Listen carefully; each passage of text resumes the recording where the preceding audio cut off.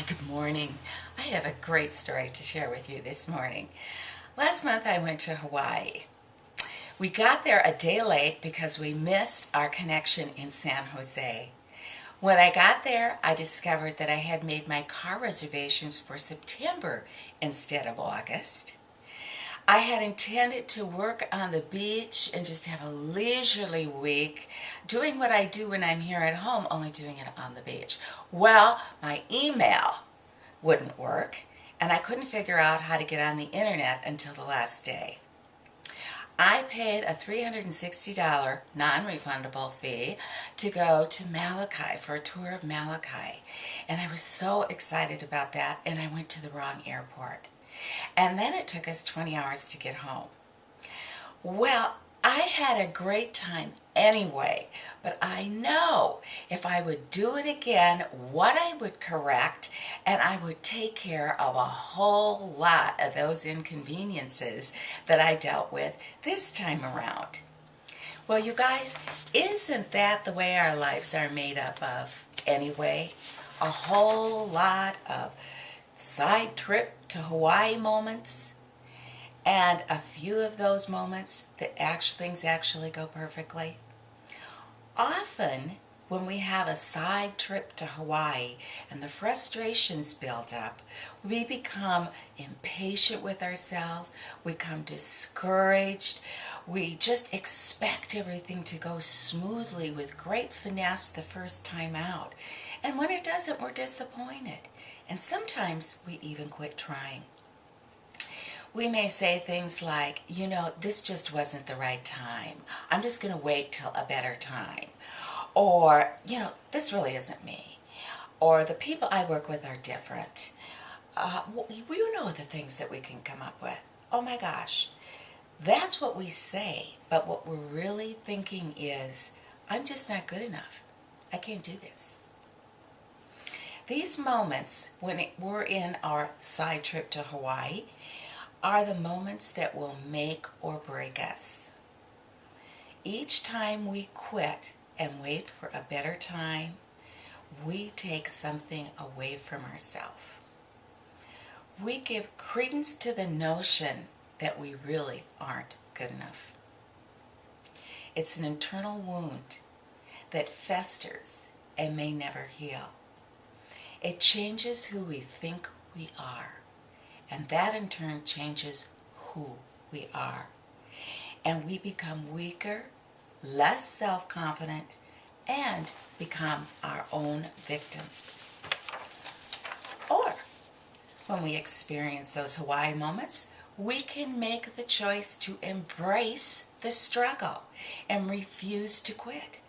One of my friends says, "Thank God for the struggle. That means something is happening and something in us is changing and growing." You've heard it said before, but when you really think about it, you'll see its truth. Your Hawaii moments are the moments of your greatest opportunity. It's your chance to refuse to be the victim and make the choice to be the victor. It's your opportunity to respect yourself and have the integrity to get back up, wipe off those bloody knees, and take the lesson that you've learned and get out there and try again.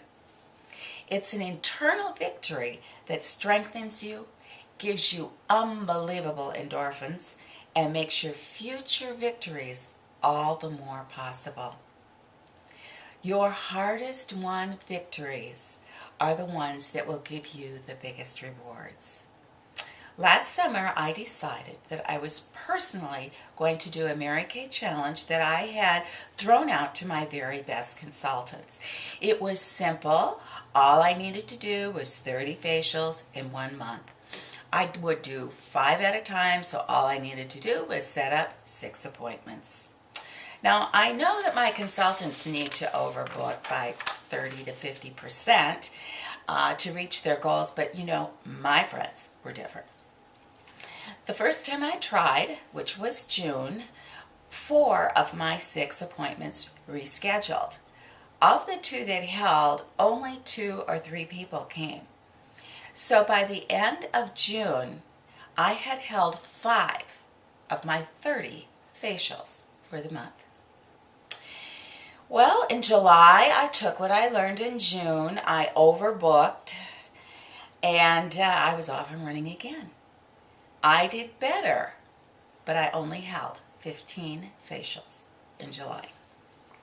Well, by that time, I just wanted to forget doing 30 facials in 1 month.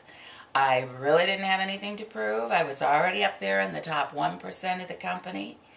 It's summer, people were on vacation. Maybe if I waited till a better time, like fall, it would go better. Well, I think I was looking for that endorphin rush, because instead I got up and decided I would make that goal of 30 faces in August. I had learned a lot with my excursions to Hawaii in the last couple of months, so I used what I learned and I went back out there.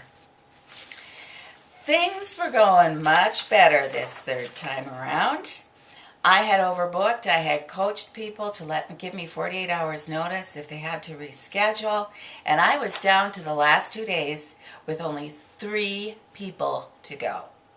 I had 2 shows booked, one in Omaha for August 30th, and then I had one booked for August 31st, 6 hours away up in Minnesota, but I was going to dovetail that. I wasn't going to actually do that one.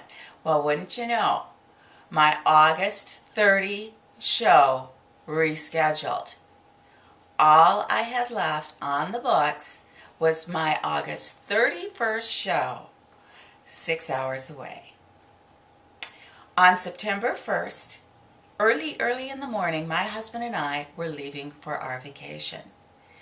So on the last day of August, I was packing for vacation and getting ready to drive 6 hours up to Minnesota to do my show, hold my show, and turn around and come right back to Omaha in time for us to leave on vacation.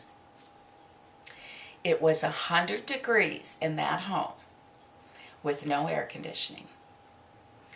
And I did my final 3 facials for the month. No one bought a thing, but I'll tell you what, my heart was singing. I drove back to Omaha on pure joy. I had done it.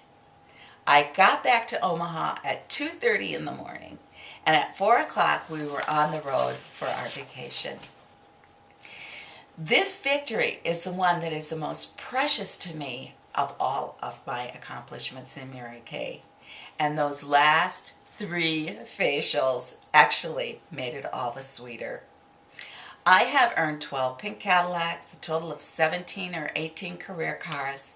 I've won 5-carat diamond rings for having, one of the top units in the nation. I won a trip to Hawaii one time. All kinds of visible things, and they're great. But none of them required as much of myself as it did to hold those 30 facials in 1 month. And to keep going for 3 months to get it done. And then to drive 6 hours for a 0 show and 6 hours back to Omaha to make it happen. I have never been happier with myself. I would not have had the same satisfaction if I hadn't have taken several side trips to Hawaii, if I hadn't fallen down and didn't have those bloody scars on my knees. What if it would have happened the first time out? Look what I would have missed.